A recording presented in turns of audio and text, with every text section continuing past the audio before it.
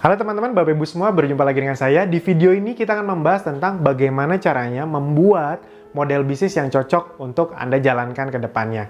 Nah, materi ini saya dapatkan dari sebuah training yang harganya lumayan, tapi efeknya bener-bener luar biasa ke bisnis saya setelah saya praktekkan. Nah, semoga setelah Anda pahami materi ini, Anda praktekkan juga, Anda buat juga, apapun yang nanti saya sharingkan, itu bisa berdampak baik buat bisnis Anda dan hidup Anda. Amin.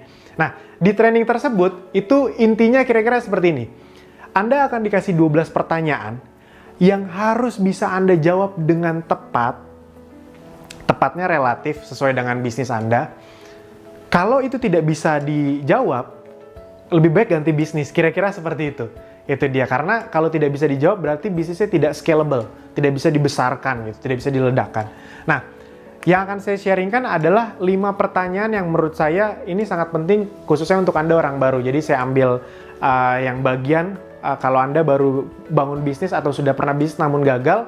Nah, mungkin ada 5 di antara 12 ini yang miss Anda jalankan. Nah, yang pertama adalah what is the problem? Jadi teman-teman Bapak Ibu semua, kalau Anda mau berbisnis, mulailah dari pola pikir masalah apa yang ingin saya bantu bereskan di masyarakat. Jadi konsumen masyarakat itu punya masalah apa sih? Nah, bisnis-bisnis yang scalable, yang ujungnya besar, walaupun dibangun dari kecil, itu biasanya bisnis-bisnis yang memang membereskan masalah seseorang. Penjualan itu terjadi karena hal yang sangat sederhana. Penjualan itu, sales itu, terjadi sesederhana ini teman-teman. Ketika Anda bisa memberi solusi dari masalah seseorang.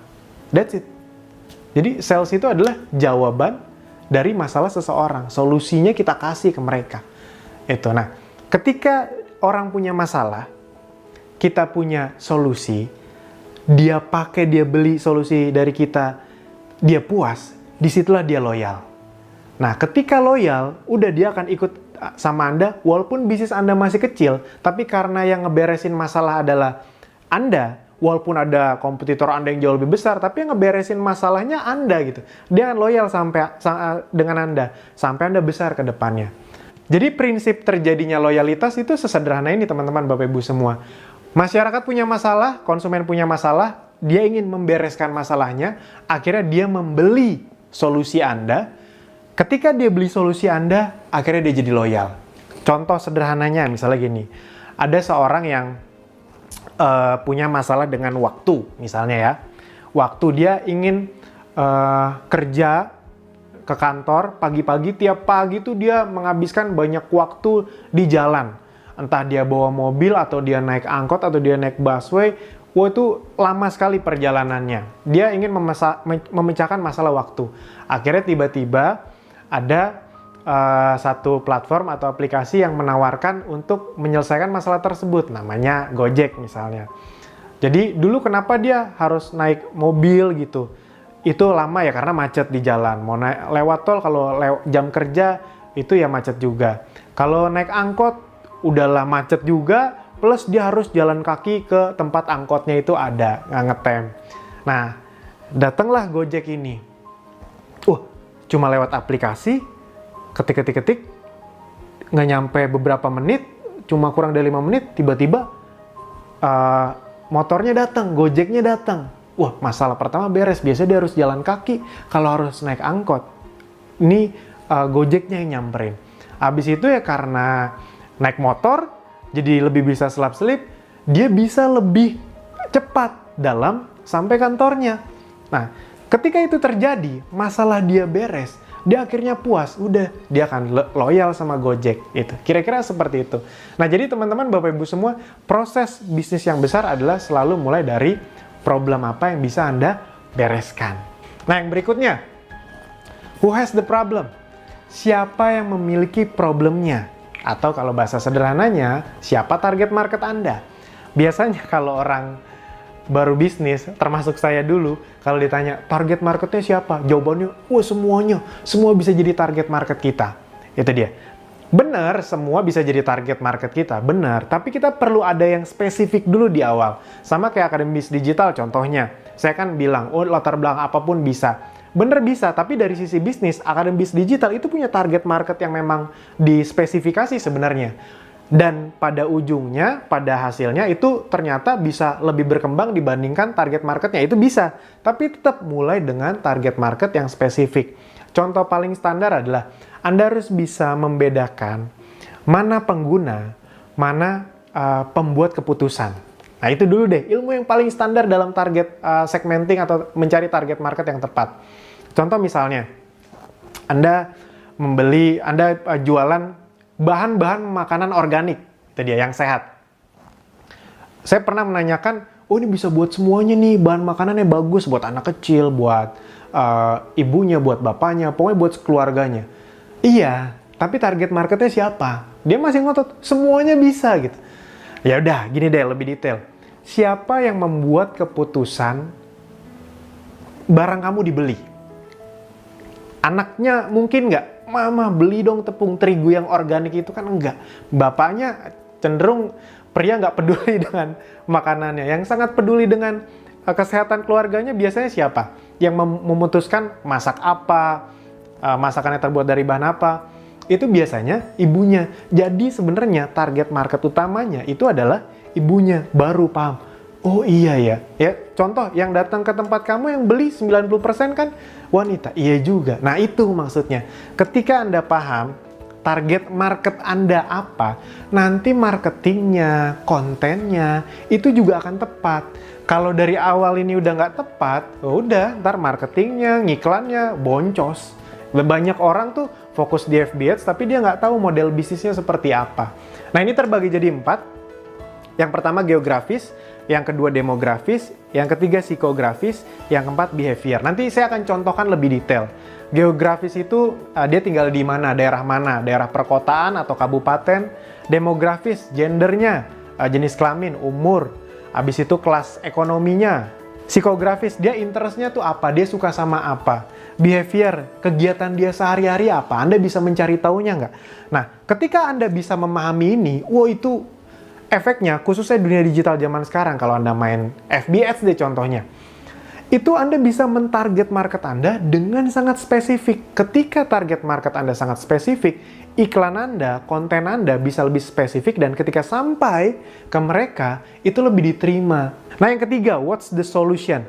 Jadi Anda tahu nih, siapa yang punya masalah, apa masalahnya, siapa yang punya masalah, lalu Anda tawarkan apa solusinya. Itu solusi itu bisa solusi yang sama dengan kompetitor Anda, solusi yang lebih baik dari kompetitor Anda, atau solusi yang benar-benar berbeda dengan kompetitor Anda. Nah, Anda bisa pikirkan sendiri sesuai dengan target market yang ingin Anda capai tadi.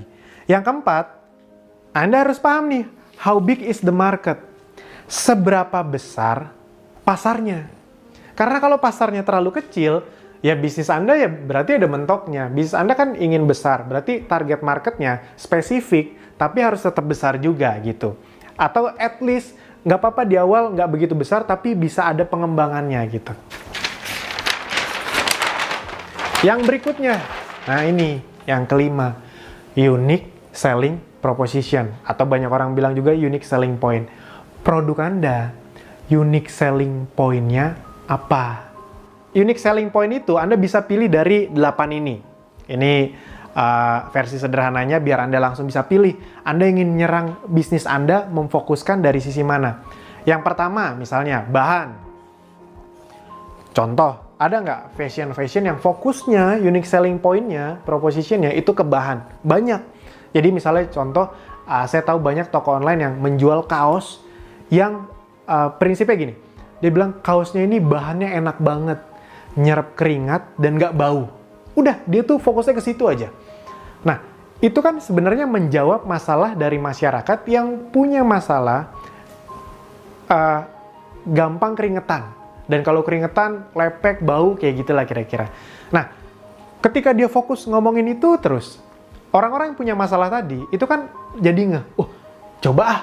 Dan ketika dicoba bener, dibeli, dia pas keringetan nggak lepek-lepek banget, dan nggak bau, udah loyal. Even harganya lebih mahal, nggak apa-apa lah. Yang penting masalah saya beres. Nah, ketika masalah beres, ingat orang jadi loyal. Fungsi produk.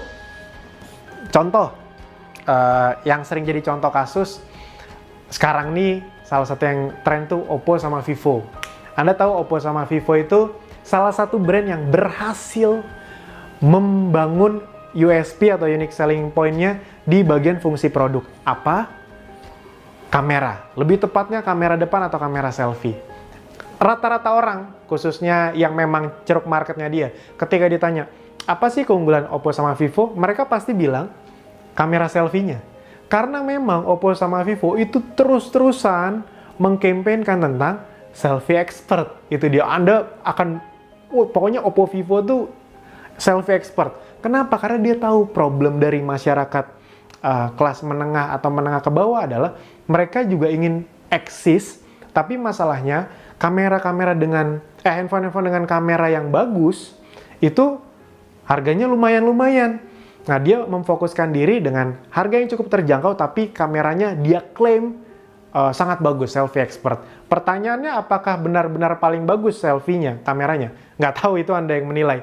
Tapi karena terus-menerus dikampanyekan, ya udah, itu yang orang hafal. Ketika orang hafal, ya udah, orang kan pengen eksis sekarang, pengen posting. Dan rata-rata yang diposting kan muka sendiri, itu dia, selfie. Nah, makanya disitulah mereka akhirnya meledak. Harga, Anda bisa main, oh nih, kualitas sama, harga lebih murah misalnya. Service, jadi di otomotif banyak tuh, wah memang mungkin kami tidak sering ganti model kayak merek sebelah, tapi bengkel mobil kami ada di mana-mana, jadi Anda aman kalau kemana-mana. Itu quality atau kualitas. Daerah, oleh-oleh daerah sini loh. Eksklusivitas, eksklusif ya, ini memang dibuat hanya 1000 piece, itu dia. Proses, kayak batik, oh ini bukan dicetak, tapi bener-bener ditulis, bener-bener digambar. Bukan, sekarang banyak rata-rata batik kan sablonan. Nah, jadi teman-teman, Bapak Ibu semua, Anda pilih nih, Anda mau yang mana? Itu penting sekali untuk Anda kuasai. Nah, sekarang saya akan contohkan, seperti janji saya tadi, agar Anda lebih mudah memahami, saya akan contohkan dari salah satu produk yang diajak kerjasama oleh Akademi Bisnis Digital. Buat Anda yang belum tahu, sekali lagi saya jelaskan, Akademi Bisnis Digital adalah tempat untuk belajar bangun bisnis di internet.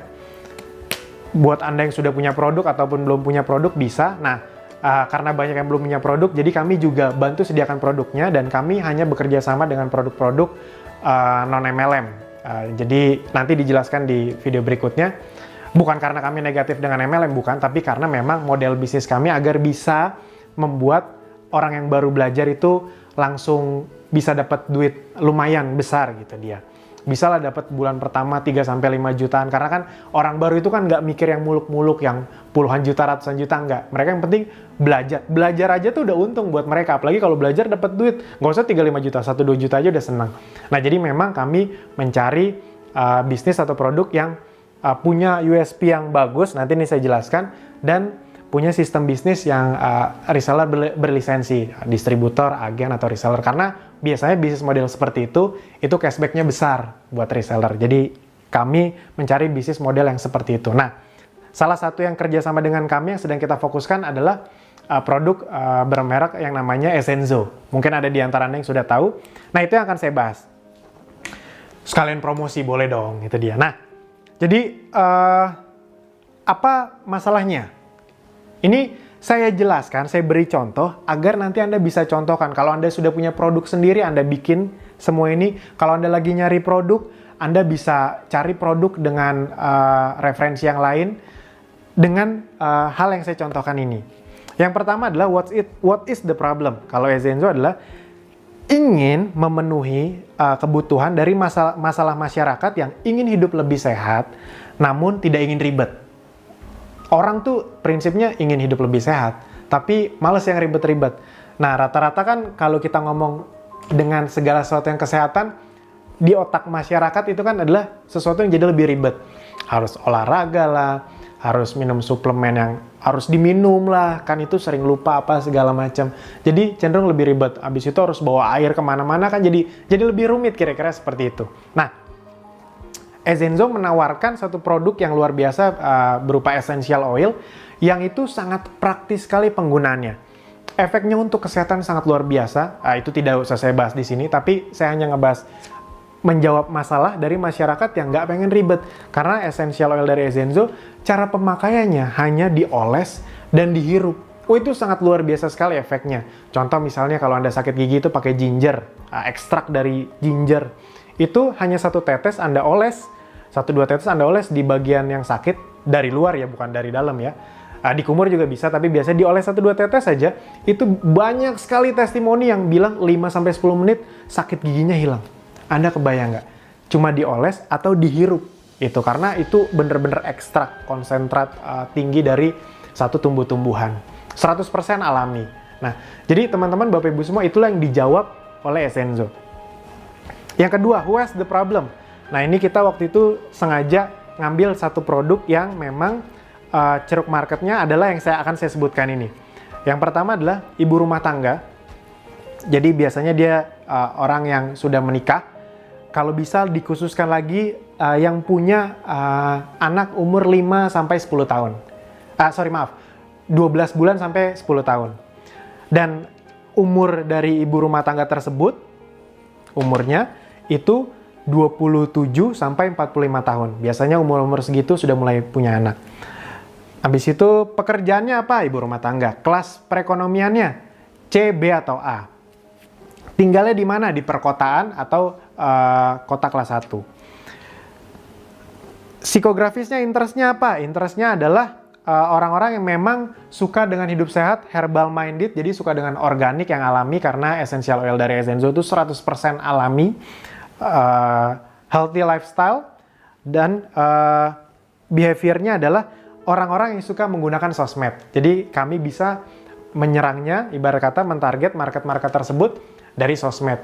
Yang ketiga, what is the solution? Ya tadi, orang ingin lebih sehat, tapi malas ribet. Ya, essential oil, produk alami 100% dan sangat praktis. Sangat praktis, dihirup, atau dioles 1-2 tetes. Apa coba yang lebih praktis dari itu? Produk apa coba? Produk yang diliatin. Kalau ada ntar produk yang diliatin sembuh, nah nanti kita jual tuh, coba tuh. Produk diliatin doang sembuh. Tapi ya sementara ini yang paling praktis ya dihirup sama dioles. How big is the market? Sudah kita hitung-hitung, total market yang spesifik, cukup spesifik bisa kita ambil share marketnya. Ini sebenarnya bisa lebih berkembang lagi, tapi anggap saja kita cari yang paling spesifik, itu ada sekitar 15 juta. 15 juta orang di Indonesia yang bisa kita secara spesifik kita iklankan produk kita, kira-kira seperti itulah. Nanti ke depannya ya bukan cuma 15 juta orang ini sebenarnya yang beli, tapi ada juga yang lain-lain. Tapi awalnya agar biaya marketing kita efektif, itu ya ke mereka. Itu dia makanya ketika kami ajarkan ke para member Akademisi Digital yang memang belum punya produk dan mau memakai produk kita bilang, bayangin 15 juta orang. Kamu misalnya menguasai, nggak usah muluk-muluk ratusan ribu jutaan, 1000 orang aja. 1000 orang bisa kamu handle, dia jadi pelanggan setia kamu, itu semuanya kita kasih. Toolsnya, videonya, alat bantunya, sistemnya, funnelnya, itu semuanya sudah kami sediakan di Akademisi Digital. Jadi buat Anda yang belum punya produk, itu bisa jadi sarana alat bantu juga untuk Anda. Nah, kamu kalau misalnya bisa handle 1000 aja, 1000 itu kamu berarti bisa punya omset 500 juta sampai 1 miliar per bulan. Itu terus repeat order kalau dia belanjanya sangat sedikit. Itu kita ngomong yang sangat sedikit aja, udah 1000 belanjanya sedikit lagi, 500 juta sampai 1 miliar. Nah, dengan sistem reseller yang ada di Essenzo, seorang reseller tuh bisa dapat 25 sampai 40%. Itu kan gede banget itu dia. Jadi si reseller kalau bisa punya omset 500 juta sampai 1 miliar, itu dia bisa dapat 150 sampai 400 juta rupiah, kira-kira seperti itu.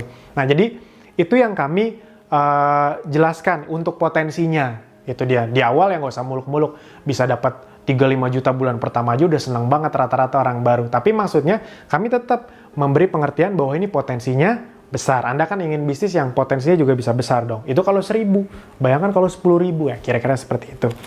Nah, USP-nya dari Essenzo ini adalah Essenzo memiliki unique selling proposition atau unique selling point di fungsi produk. Jadi sangat tajam sekali dalam memarketingkan fungsi produknya, itu dia. Jadi sangat berguna untuk kesehatan. Misalnya kalau Anda jerawat itu bisa pakai tea tree, sakit gigi bisa pakai clove bath. Clove bath itu cengkeh. asma bisa pakai ginger, ginger itu jahe. Kalau misalnya Anda susah tidur atau stres itu bisa pakai lavender. Anda kebotakan, Anda ingin membuat rambut Anda lebih indah, lebih tebal, untuk mengurangi kebotakan Anda itu bisa pakai tumbuhan namanya patchouli. Habis itu kalau misalnya Anda migrain bisa pakai peppermint dan banyak lagi. Jadi kalau Ezenzo itu USP-nya adalah di fungsi produknya. Nah, jadi teman-teman kira-kira itu yang bisa saya sharingkan. Itu adalah contoh 5 pertanyaan yang bisa dijawab oleh Ezenzo. Pertanyaannya adalah, Anda yang sudah punya produk atau lagi nyari produk, pastikan Anda bisa menjawab 5 pertanyaan ini. Itu dia. Kalau sulit sekali produk Anda terjawab, mending cari produk yang lain. Karena kalau tidak bisa dijawab, 5 ini aja nggak bisa dijawab, apalagi 12. Itu dia, berarti nggak scalable. Itu saja dari saya di video ini, sampai jumpa di video berikutnya. Terima kasih.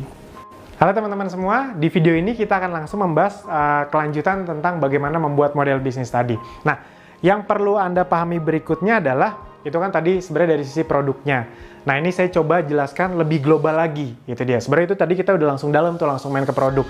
Nah, ini sebenarnya kita akan chunk up itu yang naik ke atas dari sisi model bisnis yang lebih globalnya lagi. Nah, yang perlu Anda pahami adalah, selain kebutuhan-kebutuhan dasar, ada 3 niche market. Niche market itu ceruk pasar yang besar yang bisa Anda masukin. Anda harus paham dulu nih. Jadi kan sebelum menentukan produk, Anda harus paham dulu ini sebenarnya. Anda mau masuk ke niche market. Biasanya nih di luar kebutuhan dasar manusia, health, wealth, dan relationship. Jadi ceruk pasar yang bersinggungan dengan 3 hal ini, itu adalah ceruk pasar yang sangat besar, atau produk-produk yang bisa bersinggungan dengan ceruk pasar ini, kesehatan, kesejahteraan, dan hubungan yang lebih baik. Semua orang ingin punya hubungan yang lebih baik dengan siapapun. Itu permintaannya tinggi, ceruk pasarnya tinggi. Jadi ketika Anda benar masuknya, ya biasanya barang Anda bisa laku. Itu. Nah, ini banyak sekali versinya. Saya akan coba menjelaskan dengan sesederhana mungkin. Nah, jadi kalau health ya udah produk-produk yang memang bisa meningkatkan dia dari sisi kesehatan. Semua orang ingin lebih sehat.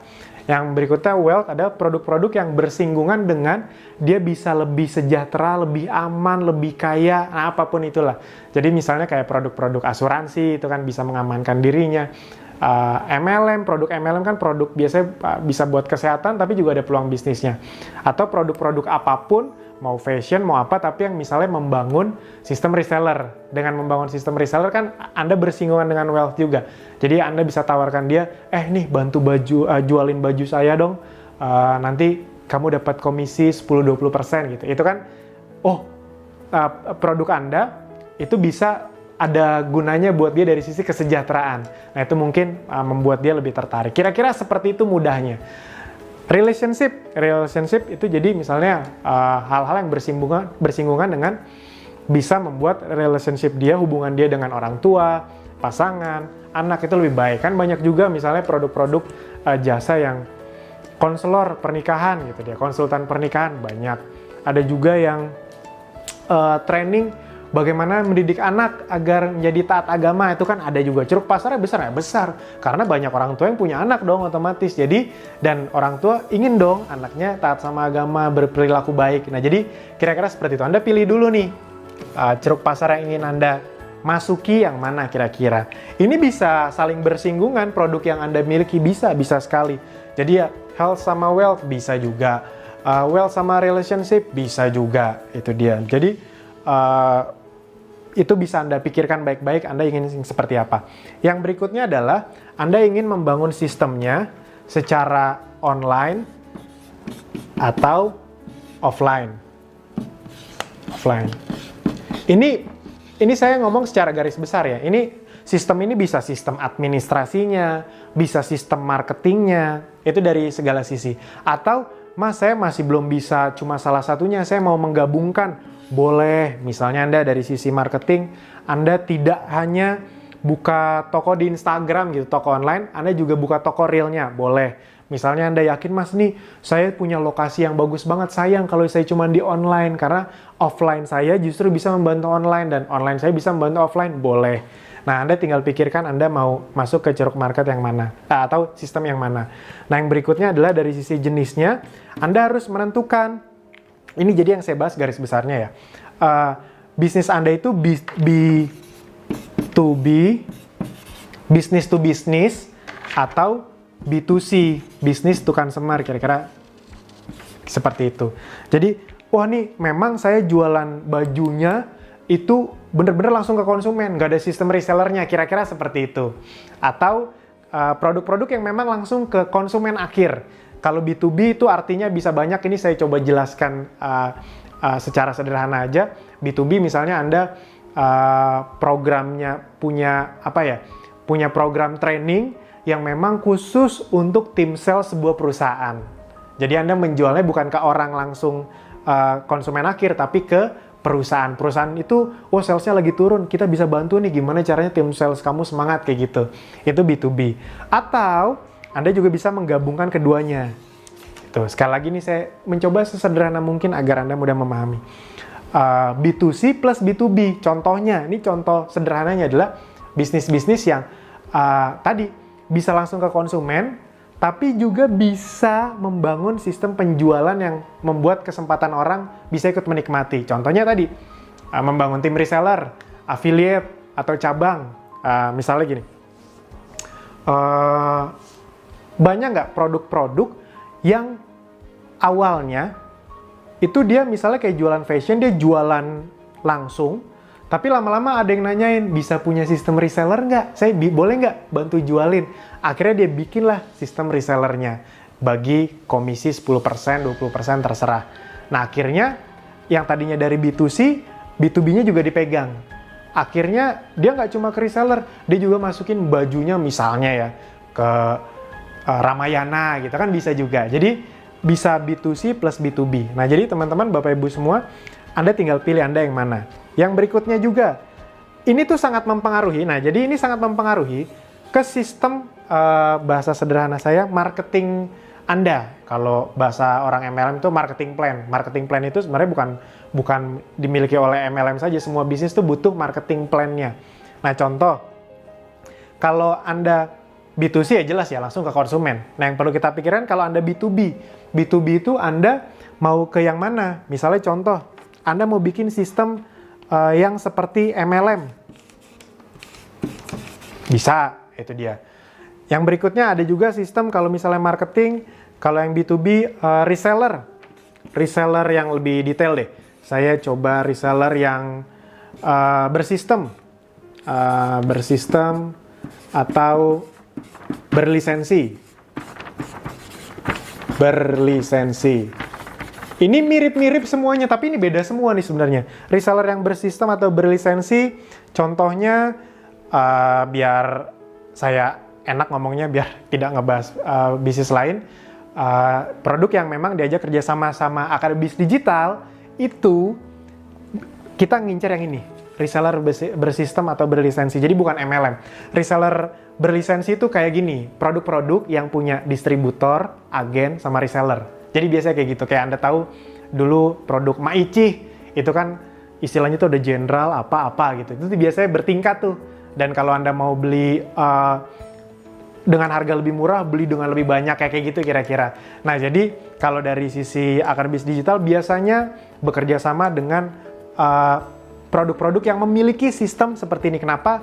Karena kalau digabungkan dengan digital, itu keuntungannya luar biasa. Nah jadi makanya orang-orang yang belajar bersama Akadebis Digital, khususnya buat yang belum punya produk, itu sangat senang sekali karena mereka dapat tools, dapat ilmu, plus dapat kesempatan untuk langsung bisa praktek dan dapat penghasilan, itu dia. Jadi memang kami mengincar ini. Itu rata-rata keuntungannya bisa sampai 25-40% untuk para orang yang memang ikut membantu menjualkan produk-produk yang sistemnya seperti ini. Jadi memang besar. Itu bukan cuma Ezenzo saja, pokoknya produk-produk yang memang sistemnya seperti ini itu biasanya sangat menguntungkan, apalagi kalau orangnya jago jualan pribadi, itu dia. Nah enaknya sistem digital sekarang, digital marketing, membuat semua orang jago jualan, even yang nggak jago ngomong, Even yang nggak jago jualan, yang malu, kenalannya dikit. Tapi kan kalau digital kan, kenalannya emang nggak harus banyak. Anda tinggal main Facebook Ads, Anda bisa main copywriting. Nah, di Akademi Digital itu semuanya disediakan. Copywriting disediain, videonya disediain. Nah, kira-kira seperti itu. Nah, habis itu apalagi? Affiliate. Ada juga dengan sistem affiliate ini sebenarnya mirip-mirip juga. Tapi kalau affiliate ya sistemnya lebih ke komisi seperti itulah. Atau cabang. Cabang ya misalnya kelihatan ya, masih kelihatan ya, ya nggak kelihatan ya, ini cabang Alfamart, Indomart itu kan pakai sistem cabang. Itu semakin banyak cabang semakin bagus. Jadi soalnya kadang-kadang ada yang bilang, wah semua yang buka cabang itu MLM. Enak aja dimarahin loh sama orang-orang yang punya hampir semua bisnis itu buka cabang ya. Orang mall itu kan isinya cabang-cabang bisnis, ya itu bukan MLM. Saya pribadi tidak ada masalah sama MLM karena saya pernah di MLM dan dapat banyak ilmu. Nah, tapi prinsipnya teman-teman ini yang bisa Anda pikirkan. Anda mau membangun bisnis yang seperti apa? Kalau kami di Akademi Digital, kita memang hanya berfokus ke produk-produk yang memiliki sistem bisnis, reseller bersistem atau berlisensi. Karena dengan tools dan dengan sistem yang kami miliki di Akademi Digital, itu sangat membantu orang bisa langsung cepat dapat uang dan uangnya lumayan besar. Untuk orang baru bisa dapat selisih 25-40%, itu kan udah kayak pemilik bisnisnya gitu deh. Karena pemilik bisnisnya sendiri itu paling cuma 20%-an dapatnya bersihnya. Sedangkan ini resellernya bisa 25-40%, itu dia. Nah, tapi jangan sampai salah kaprah, Akademi Digital itu adalah tempat untuk Anda memang ingin belajar bisnis, membangun bisnis lebih komprehensif lagi, walaupun Anda sudah punya produk juga itu. Nah, ini tadi saya ngebahas agar, sekali lagi, setiap saya ngebahas itu agar Anda punya gambaran. Itu saja dari saya di video ini, sampai jumpa di video berikutnya.